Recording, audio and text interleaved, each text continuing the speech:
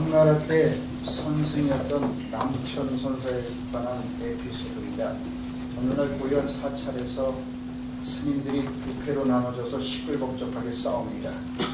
새끼 고양이를 어떻게 처리할까라는 문제 때문이었습니다. 보다 못한 남천 선사가 나섰습니다. 문제의 고양이를 들고 그렇게 말했습니다.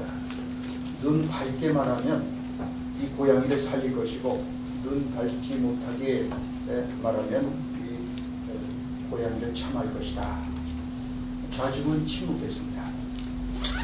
선문답 같은 이 선사의 말에 아무도 대답을 못했습니다. 결국 남천 선사는 고양이를 베어버렸습니다. 뒤늦게 제자인 조주 스님이 들어왔습니다. 이야기를 듣고 이 이야기를 듣더니 그 조주는 신고 있던 신발을 벗어서 자신의 머리에 얹었습니다. 그리고는 나가버렸습니다. 그때 남천 선사의 한마디가 재미있습니다. 만일 그때 내가 이 자리에 있었더라면 새끼 고양이를 구했겠다. 그렇게 말했습니다. 사찰에 들어와 수도 정진하고 있었던 스님들도 여전히 자기 중심성의 잣대를 가지고 고양이를 놓고 좌우로 그렇게 갈라졌습니다.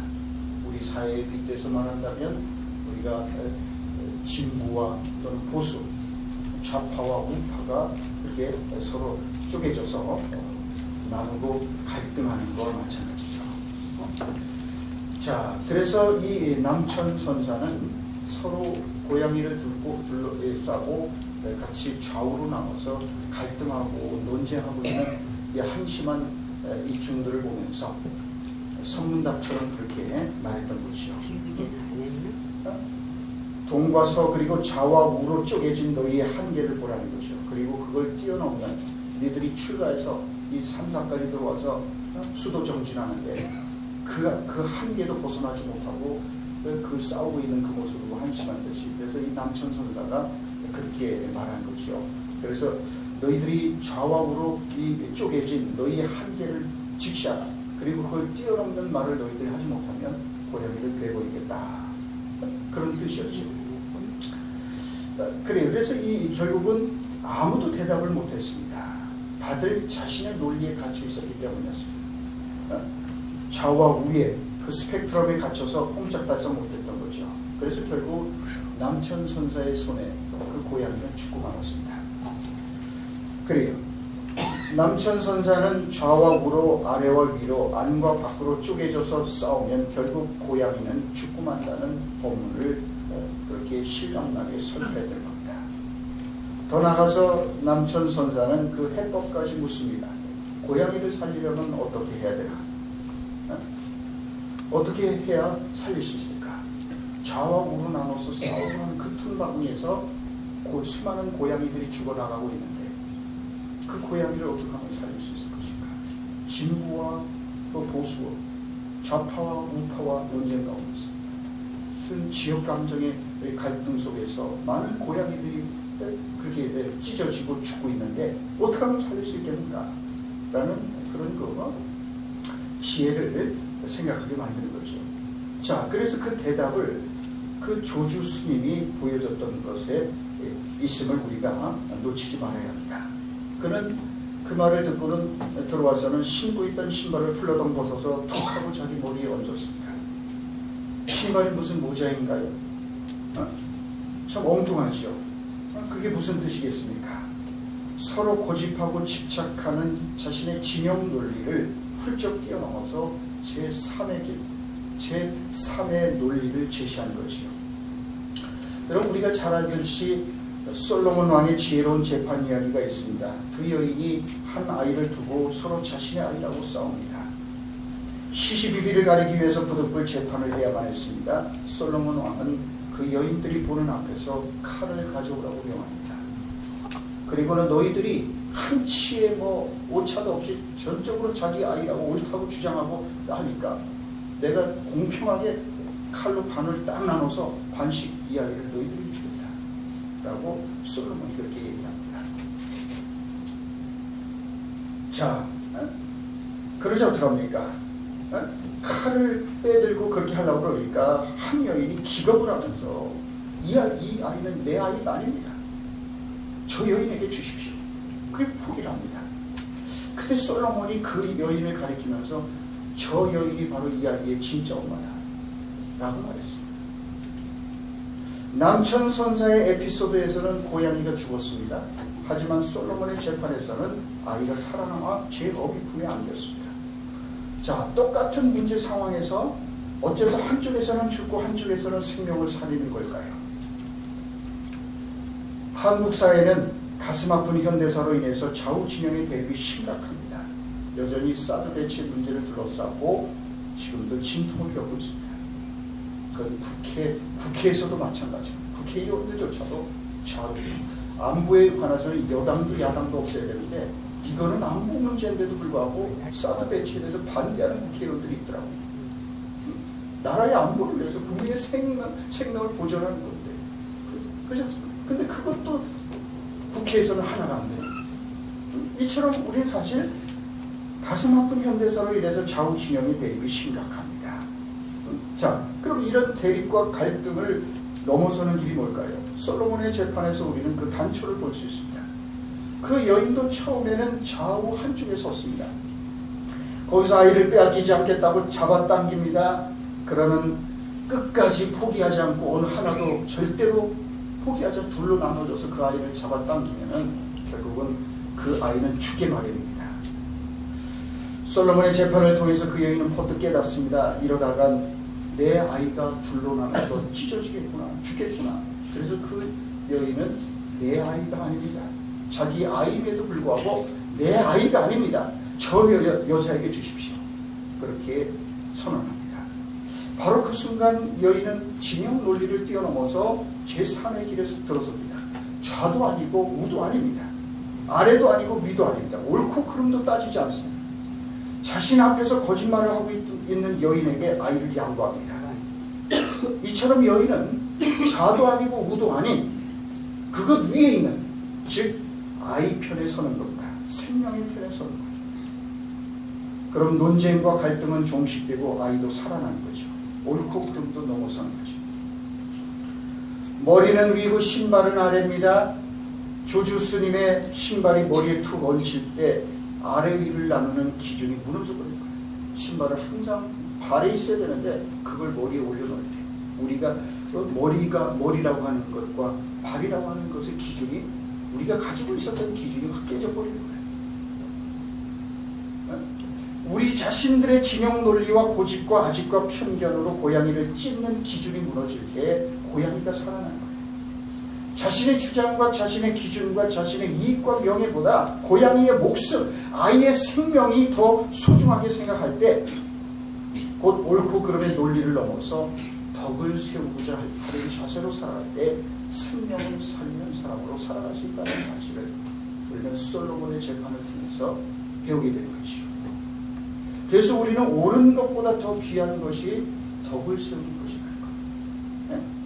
옳은 것 위에 있는 것이 덕을 세우는 것임을 알아야 합니다. 그것이 바로 하나님 편에서 우리가 살아가는 삶의 방식이기 때문입니다. 네? 여러분, 덕을 세우는 지혜, 참된 지혜는 생명을 살리는 지혜입니다. 솔로몬의 이야기에 나오는 어머니처럼 생명을 살리기 위해서는 기꺼이 자신의 주장도 옳고 그름도 내려놓을 수 있어야 하는 겁니다. 사실 그녀가 자신의 아이를 빼앗길 수 있는 그 상황에서 자신의 아이를 자신의 아이가 아니라고 말하는 것이 얼마나 힘든 일이었겠습니까? 누가 뭐래도 자신이 배아파난 아이 틀림없이 맞습니다. 어머니로서의 자신의 주장은 너무나도 명백하게 옳은 것입니다. 그 아이가 자신의 아이가 아니라고 말하는 순간 그녀는 지금까지 거짓말을 하고 있던 사람이 되는 겁니다.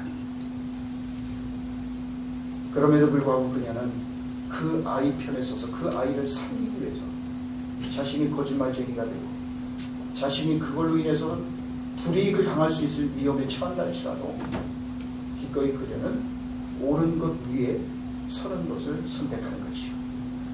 자신의 옳은마저도 내려놓습니다. 오히려 그래서 그녀는 틀린 사람이 됨으로써 참으로 옳은 사람이 되는 거예요.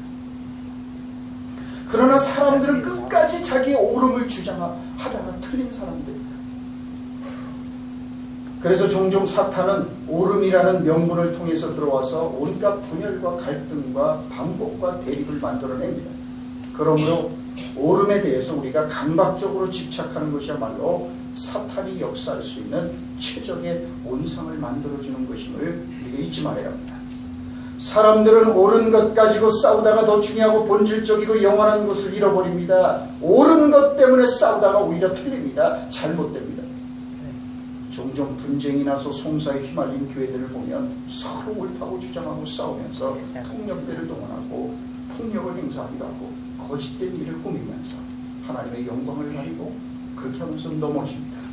서로 나눠져 갖고 물고 뜯고 싸우면서 온갖 그냥 그러면서 사람들이 보면은 갈등하면은 그냥 서로 물고 뜯고 싸우면서 그러면서 오히려 더 자기의 옳음을 주장하면서 오히려 틀린 사람이 되더란 말이죠. 괴물 같은 사람으로 바뀌더라. 그런 까닭에 오늘 본문 말씀은 옳은 것보다 더 귀한 것이 있다는 사실을 알아야 된다고 말씀합니다. 옳은 것 위에 있는 것. 우리는 옳은 게 최고인 줄 알고 옳은 거면 뭐 목숨 걸고 뭐 주장하고 옳은 것이라면 말이죠. 목에 칼이 들어와도 주장하겠다고 그러지만 여러분 그리스도인들은 옳은 것 위에 더 옳은 것이 있다는 걸 알아야 합니다. 옳은 것 위에 더 귀한 것, 그것이 바로 덕을 세우는 것이라는 사실을 우리는 놓치지 말아야 합니다. 고린도 교회 내에서 우상에게 바쳐진 고기를 먹는 문제를 둘러싸고 서로 자신들이 옳다고 주장하는 까닭에 갈등과 불화가 일어났습니다. 믿음과 지식이 강한 자들은 우상이라는 것이 애당초 존재하지도 않는 것이기 때문에 얼마든지 먹어도 좋다는 생각에서 오지랖 넓게 우상신전에서 열리는 연회까지 참석하곤 했습니다. 강한 자들은 우상제물을 먹는 문제를 지식의 관점에서 다뤘습니다. 그들은 약한 자들보다 더 많이 알고 있기 때문에 이런 일을 전혀 죄의식을 느끼지 않고 할 수 있다고 주장했습니다. 강한 자들은 이런 식으로 접근함으로써 그들의 지적인 우월성과 영적인 우월성을 드러내고자 했습니다. 자신들의 주장과 생각이 틀림없이 옳다고 주장했습니다. 이들은 우상은 아무것도 아니다 라고 그렇게 생각했고 믿었기 때문에 그래서 그들은 우상 숭배자들과 같이 먹고 마시고 우상에게 바쳐진 제물들을 먹고 마시는 일에 서슴지 않고 그렇게 행했습니다. 그렇기 때문에 강한 자들의 주장과 처신은 상대적으로 연약한 믿음과 열악한 조건 속에 살아가고 있었던 고린도 교회의 다른 가난하고 힘없고 연약한 성도들에게 큰 혼란과 갈등을 야기했습니다. 오늘 본문 말씀은 이러한 고린도 교회의 하나됨을 파괴할 수 있었던 문제에 대한 대답입니다. 모든 것이 가나 모든 것이 유익한 것은 아니라 모든 것이 가나 모든 것이 덕을 세우는 것은 아니라 누구든지 자기의 유익을 구하지 말고 남의 유익을 구하라 라고 말씀합니다. 그리스도인에게는 우상제물을 먹을 수 있는 자유도 있고 먹지 않을 자유도 있는 겁니다. 또 연회에 참석할 수 있는 자유를 가지고 있습니다. 그러나 만일 그 자유가 다른 사람들의 양심에 손상을 입힐 수 있다면 그 자유는 참된 자유일 수가 없는 겁니다. 고린도 교회 안에 있었던 강한 그리스도인들이 가지고 있었던 문제는 자신들의 지식과 입장이 전적으로 옳다고 확신했기 때문에 그들은 자신들이 믿고 아는 대로 하고 싶은 대로 하면 된다고 생각했습니다. 다른 연약한 지체들이 어떻게 반응하느냐는 건 고려의 대상이 아니었습니다. 강한 자들은 우상제물을 바쳐진 고기일지라도 아무런 문제가 되지 않으니까 얼마든지 먹을 자유가 있다고 생각했습니다. 약한 자들이 먹지 못하고 벌벌 떠는 것은 그들의 어리석은 문제일 뿐이지 자신들과는 상관이 없다라고 생각했습니다. 더 나아가서 그들은 우상 숭배자들이 우상에게 바친 고기를 가지고 여는 연회에 참석하는 것도 아무 문제가 없다고 생각했습니다. 사교와 사업상 등등의 이유로 우상 숭배자들과의 교제는 반드시 필요한 것이라고 생각했습니다. 자, 그래서 왜 갈등이 일어나고 그 당시에 시장에 나오는 모든 고기는 우상 숭배하는 신전에 바쳐졌다가 제물을 바쳐졌다가 신전에서 소비하고 뭐 많으니까 너무 양이 많으니까 그게 다 정육점으로 다 유통이 되고 있었단 말이죠. 그러니까 예수를 믿어서 이제 얼마 되지 않은 초신자들이나 이런 사람들은, 믿음이 아주 약한 사람들은 이게 다 옛날에 우상숭배 제물로 바쳐진 고기인데 이걸 먹어도 되나? 좀 찝찝함이 있는 거예요. 마치 굿하는데 뭐 쓰였던 음식이라든지 뭐 제사 음식 같은 거 먹는 거 별로 되게 좀 별로 좋아하지 않는 것처럼 말이죠. 그거 아무 상관없는데 사실. 그러니까 논리적으로는 강한 자들의 주장이 맞습니다. 우상이라는 건 원래 애당초 존재하지 않은 거니까 그런 것들에게 바쳐진 제물 또한 그냥 고기 이상의 그 이상도 아니고 이하도 아니고 그냥 고기. 원래 애초 우상은 없는 거니까. 맞아요. 구구절절 옳은 말이에요.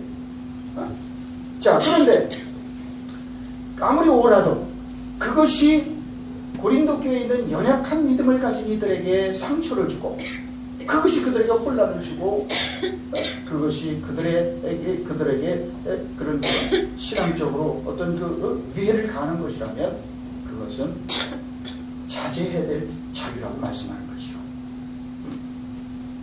자, 그렇습니다. 그래서 그리스도인의 자유가 방종이 되지 않기 위해서는 자유를 어떻게 사용해야 되는지에 대해서 유의해야 된다고 주님은 말씀하는 거죠.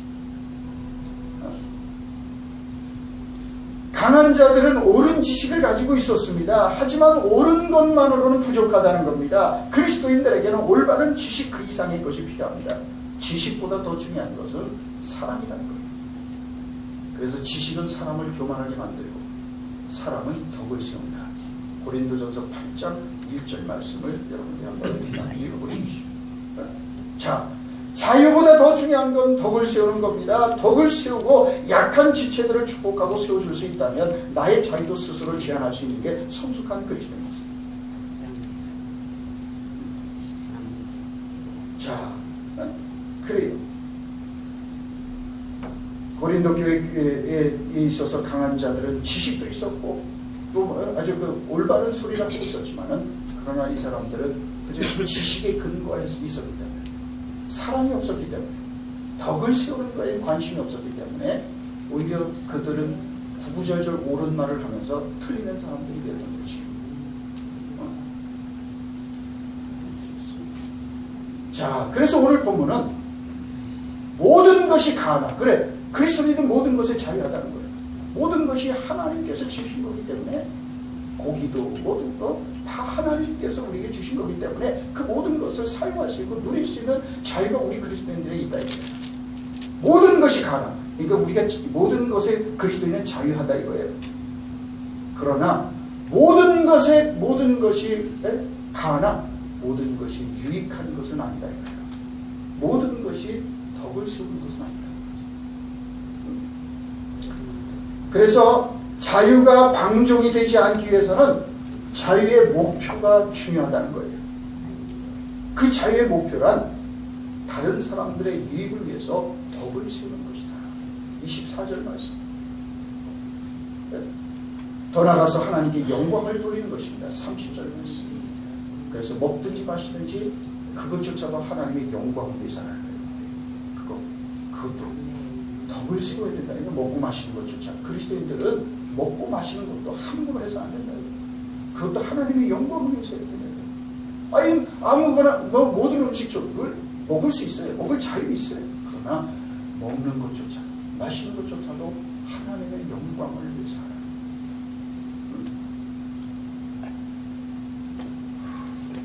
자, 그렇습니다. 따라서 자유의 목표가 자신의 유익인지 아니면 다른 지체들의 유익인지에 따라서 그것이 방종인지 아니면 진정한 자유인지가 판명되는 거예요. 자신의 유익을 구한다는 것은 다른 지체들의 연약함을 고려하지 않고 자신의 주장을 관철시킨 걸 말합니다.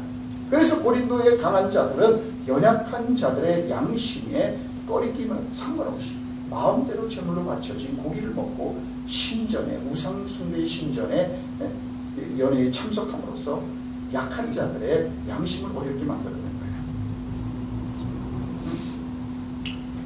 여러분 그래요.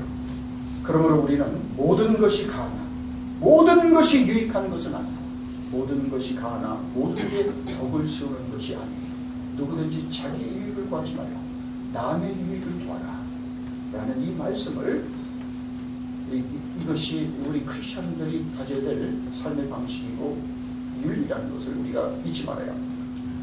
누구나 얼마든지 자신의 주장과 생각과 논리를 말할 자유 가지고 있습니다. 그것이 다 유익한 것은 아닙니다.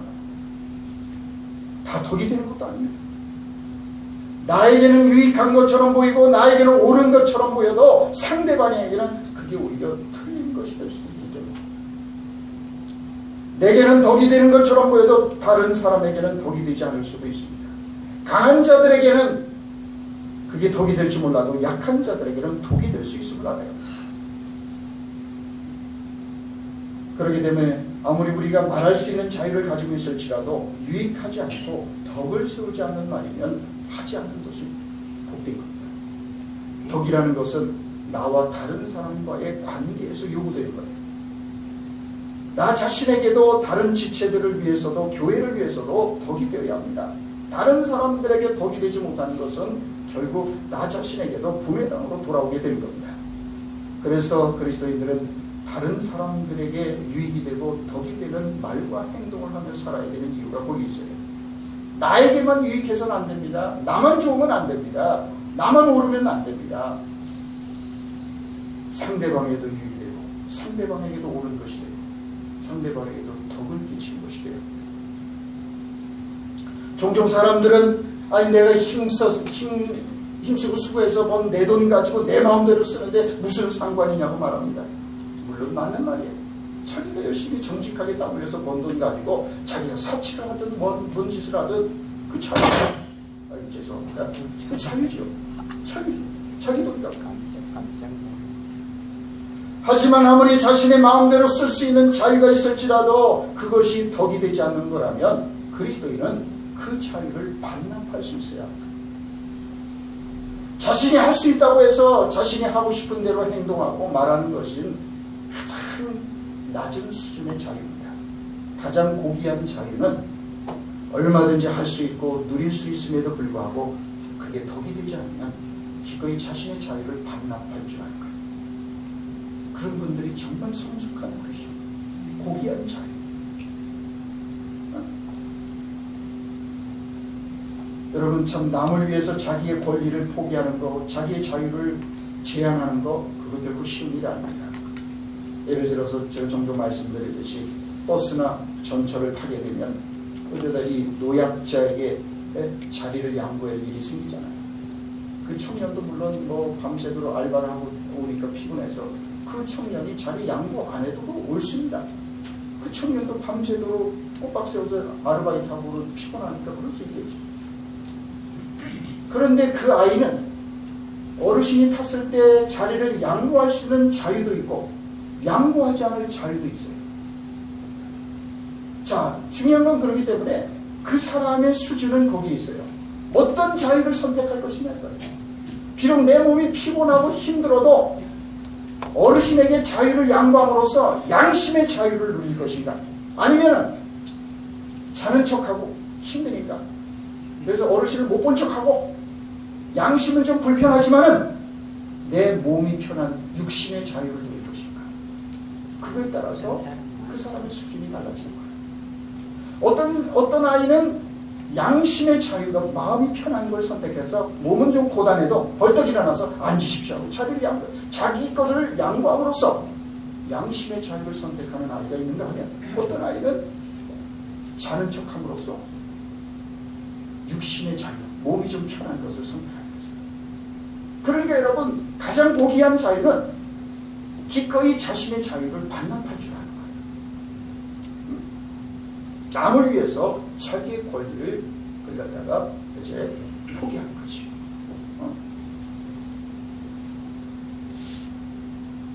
그렇습니다. 그래서 정말 우리는 얼마든지 우리가 다른 사람들에 대해서는 우리가 얼마든지 그렇게 자유를 포기할 수도 있고 또 그냥 눈 감을 수도 있고.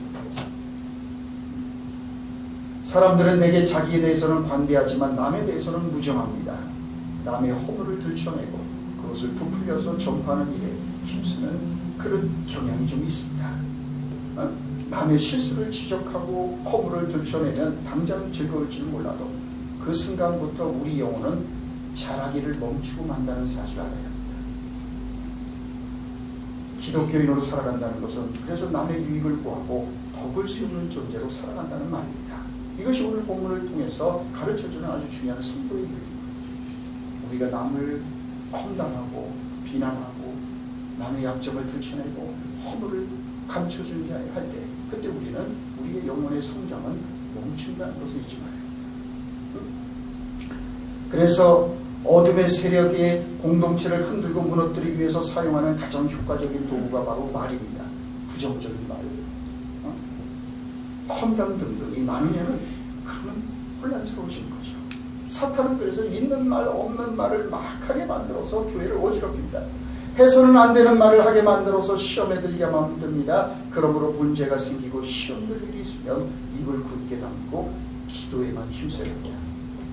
여리고 보성을 무너뜨리러 나갔을 때도 하나님께서는 이스라엘 백성들에게 명령하시길 절대로 너희들 6일 동안 입 밖에 말 한마디도 하지 말라. 제7일 때 너희들 절대로 입 밖에 말을 하지 말라. 불평말 어떤 말도 하지 못하게 했어요.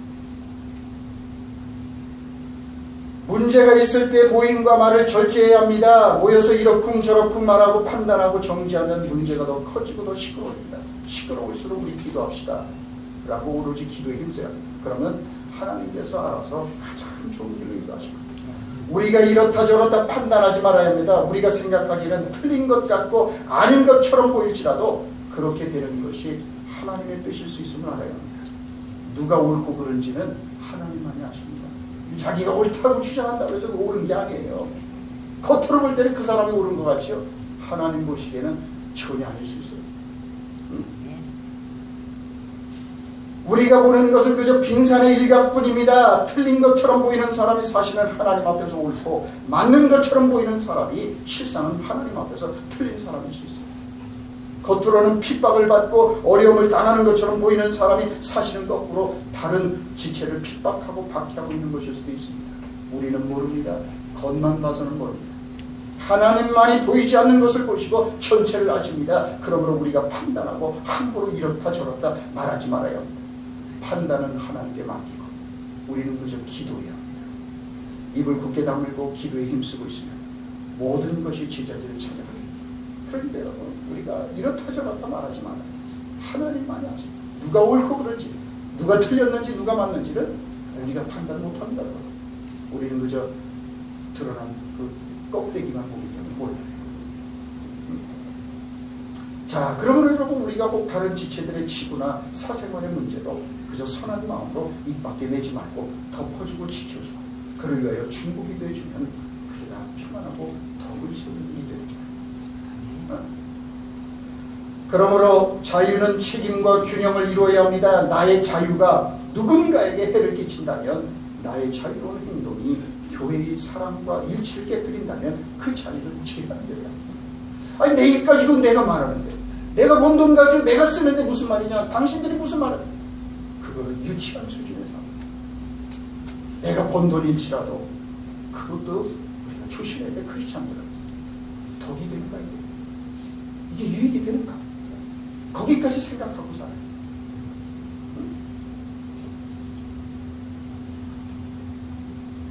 여러분 그렇습니다. 자, 그래서 우리는 내가 내 돈 가지고 쓰는데 다른 사람 눈치 볼 게 뭐 있느냐 그것도 우리가 옳지 않다는 걸 기억해야 합니다.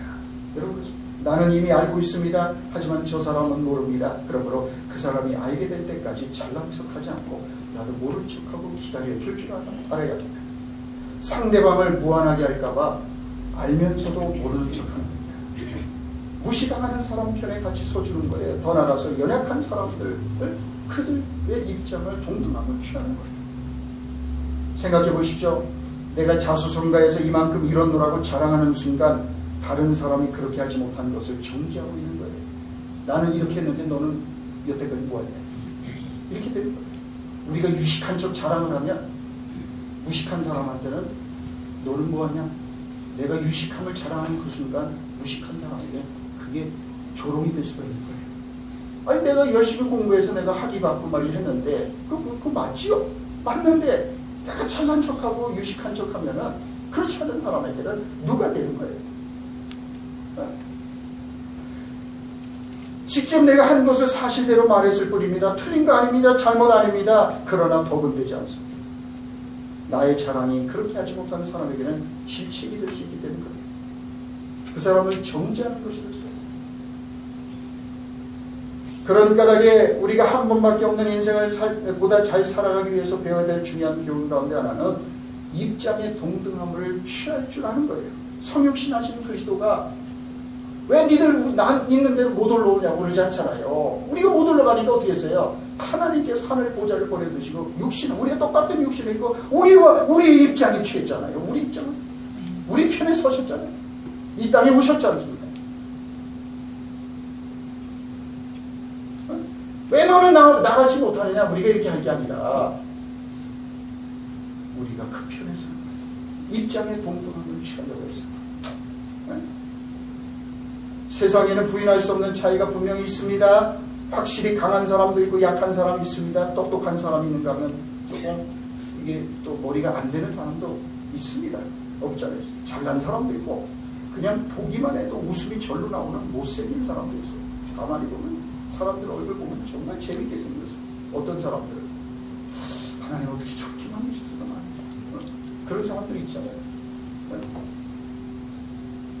경제적으로 부유한 사람도 있고 어려운 사람도 있습니다. 그래서 이 세상에는 추상적으로는 몰라도 현실적으로 평등과 공평은 없습니다.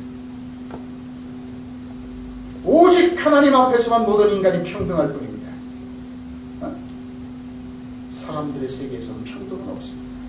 그렇기 때문에 사람들이 모여서 사는 곳에는 다툼이 있고 갈등이 있기 마련이에요. 따라서 입장의 동일함을 보여주는 것이 성숙한 그리스도인의 삶의 표지입니다. 자, 그래서 약한 자의 입장에서 강한 자를 고린도 교회가 그랬던 것처럼 그것도 비난할 것도 아니고 강한 자의 입장에서 약한 자를 무시하고 또 비판해서도 안 됩니다. 입장의 동등함을 취하려고 했습니다. 예를 들어서 강한 자, 가진 것이 많고 누리는 것이 많은 이들이 자제할 일이 많습니다. 가만히 보면은 눈치 없이 자기 자식 자랑에 열을 올리는 사람이 꼭 있습니다. 그 자랑을 듣는 사람의 자식은 지금 속을 썩이고 있어서 제정신이 아닌데도 입만 열면 자기 자식 자랑하느라 정신이 없는 사람이 있어요. 그것은 자랑이 아니라 그 사람에게는 약을 올리는 게 되는 거예요. 여러분, 그러니까 자식 자랑도 아무한테나 하는 게 아니에요. 그 집은 지금 사춘기 때문에 뭐 이것 때문에 속을 썩고 있는데 와서 입만 열면 자기 자식 자랑하려고. 아주 수준이 아니에요. 그래. 그래서 듣는 사람의 입장도 해야 될 줄 알아요. 자기만 좋으면 좋은 게 아닙니다. 내가 옳은 것이 상대방에게는 틀린 것이 될 수 있음을 알아야 합니다. 그래서 사랑도 아무 데나 하는 게 아니죠. 자, 그래서 로마서 14장 19절 말씀도 서로 덕을 세우기를 힘쓰라, 그렇게 말씀합니다. 우리는 옳은 것은 다 옳은 것이라고 생각하지만은 옳은 것만 가지고 부족하다 이거예요. 거기에서 더 나가서 덕을 세워야 참으로 옳은 것이 될 수 있다는 거예요. 자, 그래서 24절은 누구든지 자기의 유익을 구하지 말고 남의 유익을 구하라. 이게 우리의 자유의 목표라 이거예요. 왜 우리가 하나님께서 우리에게 자유를 주셨는가? 그것은 자기의 유익을 구하는 게 아니라 남의 유익을 구하는 사람으로 살아갑니다. 자, 그래서 거듭 말씀드리지만 성숙함이란 자아감의 확대를 의미하는 겁니다. 나라고 하는 존재가 커지는 거예요. 미성숙한 어린아이일 때는 온 세상이 다 자기를 위해서 존재하고 있는 줄 압니다. 부모도 조부모도 형제자매도 다 자기를 위해 존재하는 사람인 줄 압니다. 그래서 어릴 때는 자기만 위해주고 알아달라고 보챕니다. 그러나 철이 들어가면서 그 아이가 점점 어른이 되고 성장해가면서 자기만 소중한 게 아니라 자기 부모도 소중하고 다른 사람들도 소중하다는 것을 알아요. 그래서 이 자아가 확대되는 거예요. 자아의 외연이 점점 확대되는 거예요. 그래서 나만 있는 게 아니라 가정이 있고 부모가 있고 이웃이 있고 나라가 있고 공동체가 있고 더 큰 하나님의 뜻이 있음을 알게 됩니다. 그래서 나만 소중한 게 아니라 다른 지체들도 소중함을 깨닫는 거예요. 더 나아가서 다른 사람들이 잘 되고 행복해야 나도 행복할 수 있음을 깨닫게 된 거예요. 그래서 이타적인 존재가 되어가는 거예요. 그것이 바로 덕을 세우는 삶이고 성숙한 사람의 모습입니다. 그래서 우리를 가장 괴롭히는 것은 자기 중심성입니다. 오로지 자신만 인정받아야 되고 자신만 언제나 옳다고 생각하기 때문에 누구와도 평화를 누리지 못합니다. 화목을 누리지 못합니다. 내 마음에 들면 선한 것이고 내 마음에 들지 않으면 악한 것이라고 생각합니다. 그렇기 때문에 이 틀과 기준을 가지고 살면 부딪힐 수밖에 없는 거죠. 자, 그래서 우리는 기억해야 합니다. 성숙이란 다른 이들의 자리에 우리를 세우는 능력이라는 것을 알아요. 우리 자신을 세우는. 자, 그 사람이 성숙한 사람이라고 우리가 정의할 수 있는 것은 그 사람이 다른 사람의 자리에 자신을 얼만큼 세울 수 있는가, 그걸 보면은 알 수 있다고 저는 개인적으로 그렇게 확신하는 사람입니다. 예수님께서 보여주신 가장 성숙한 모범, 주님께서 우리 자신의 입장에 서서 우리를 대속하시기 위해서 성육신하신 것처럼. 그래서 여러분들 말씀드리지만은 아내는 남편의 입장에서, 남편은 아내의 입장에서, 근로자는 사장의 입장에서, 사장은 근로자의 입장에서, 며느리는 시어머니의 입장에서, 시어머니는 며느리 입장에서 생각해보면 이해하지 못할 것이 별로 없습니다. 갑은 을의 입장에서, 을은 갑의 입장에서 생각해보면 지금까지 우리가 놓치고 있었던 것을 우리가 보게 될지도 모릅니다. 상대방의 입장에서 보면. 그래서 우리가 열심히 불평하고 있지만은 그 사람들과 입장에 우리가 서서 우리 자신을 그 사람의 입장에 대입해 놓고 그 사람의 처지에 우리 자신을 놓고 한번 생각해 보면은, 아, 그럴 수도 있겠구나. 나라도 그럴 수 있겠구나. 아내는 남편의 입장에서, 남편은 아내의 입장에서 나를 남편의 자리에 놓고 생각하고, 남편은 아내의 자리에 놓고 나를 생각해 볼 때, 아, 서운할 수 있겠구나. 내가 조금 그 부분을 좀 배려를 못했구나. 이렇게 생각할 부분이 많다 이거죠. 그런데 우리는 뭐냐면 나 중심으로만 내려가니까 나의 유익을 구하는 거예요. 남의 유익은 상관없고 그저 나의 유익, 나의 관점만 대하니까 서운한 게 많고 마음이 불편한 게 많죠. 자, 그래서 성숙함은 상대방의 입장에 서서 생각하고 보는 능력이에요. 그래서 성숙한 사람일수록 덕을 세우는 사람으로 살아가는 거예요. 다른 이들의 유익을 구하는 사람으로 살아가는 거예요. 성숙할수록. 그래서 우리가 영적으로 성숙했는지를 알아보려면 우리가 다른 사람들과 맺는 관계를 살펴보면 됩니다. 저는 가장 그리스도인의 성숙함의 중요한 척도 가운데 하나는 그 사람이 다른 사람들과 어떤 관계를 맺고 살아가는지를 보면 가장 정확하게 알 수 있다고 해요. 집에서는 부부관계, 그리고 다른 지체들, 이웃과의 관계, 모든 다른 사람들과의 관계. 그걸 보면 아, 그 사람이 성숙한 사람인지 아닌지를 가장 선명하게 알 수가 있는 거예요. 그래서 성숙한 사람일수록 자기의 유익을 구하기보다는 남의 유익을 구하고 자기를 다른 사람의